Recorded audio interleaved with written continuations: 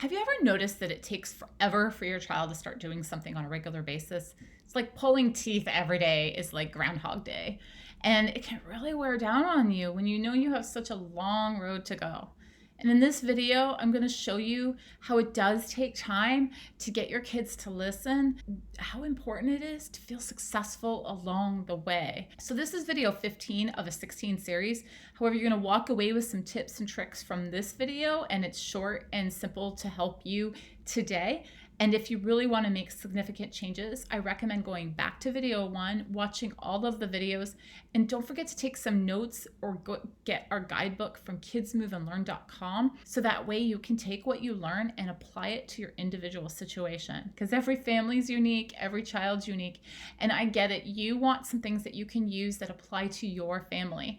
So let's get back to some tips and tricks that you can use from this video and start using them today. You want to get your kids to listen to you so you don't feel like it's Groundhog Day every day, reminding them of what to do. One of the things that I always try to think of is whenever I've had to learn something new. Let's think about like technology. Have you ever tried to learn a new piece of technology and you didn't really know it? And so how long do you think it really takes to really understand it and to really use it?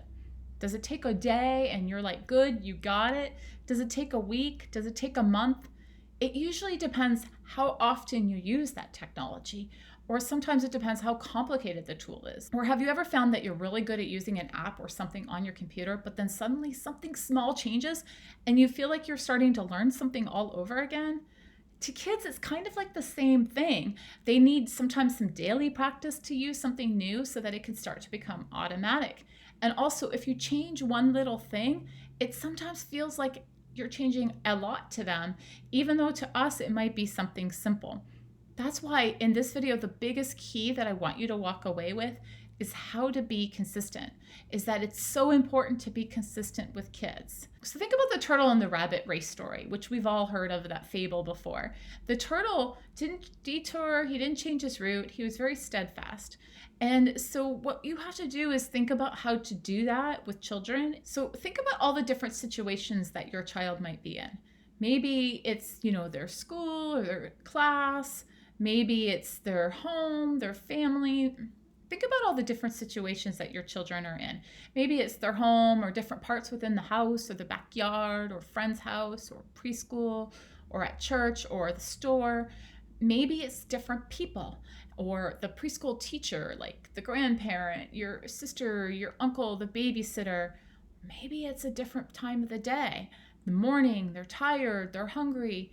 Mixing all of these things up changes something. So it's not that same consistency thing that you think of, but if your response to getting them to follow directions, if your directions to them is the same and clear, that's going to be clearer for them, regardless of who they're with. Because when they're that young, it's hard to switch and navigate that. Take a minute right now in your guidebook and just take a quick note, or if you did one of the earlier videos, reread all of the different places that your child is in, or different contexts that they might be in, whether it's a different person, whether it's a different location, and just kind of reflect on that for a minute.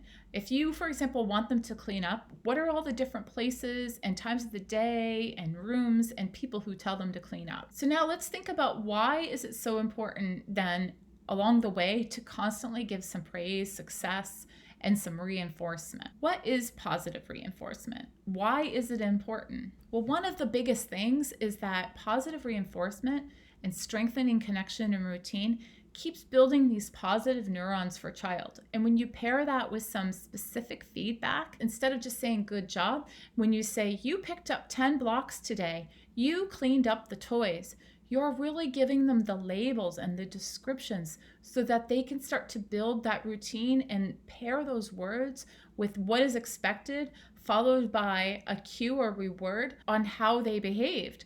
So a habit is always considered, you have a cue and then there's a reward. And it's a behavior in between is the habit. It's like a sandwich. So when you cue the word cleanup and you get a reward of, wow, like I actually cleaned it up, I followed my mom's directions, whichever, and you sandwich that, the behavior in the middle is going to shift.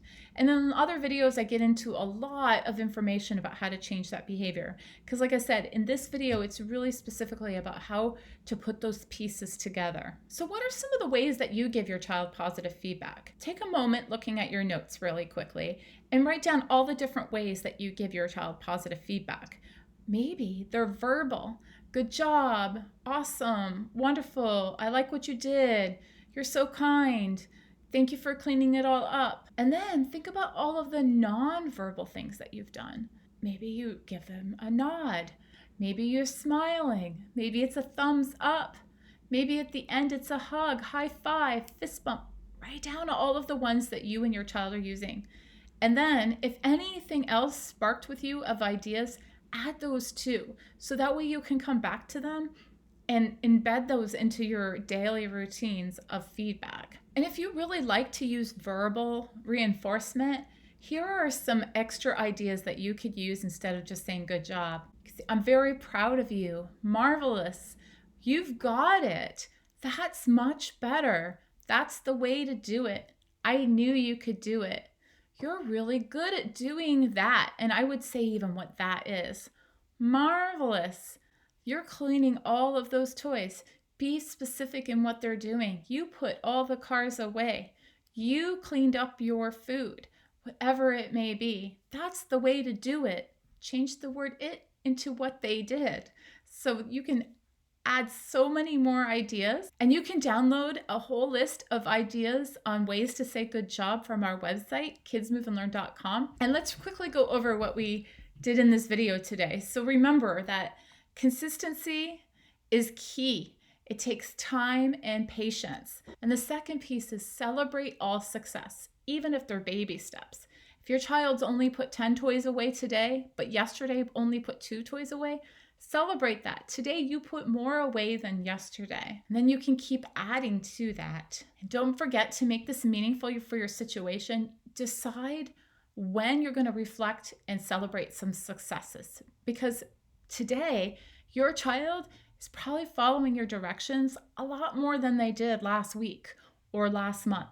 Sometimes when you're living in the moment, it's really hard to go back and recognize what is the difference that you've seen. So once you've decided some dates to reflect and celebrate success, write down all of the positive baby steps that you have thought about along the way. And then plan how you're going to say good job in a new way with your child. Don't forget, if you like this video or find any of it helpful, please share and subscribe to our YouTube channel so you will get notified as soon as new videos are available.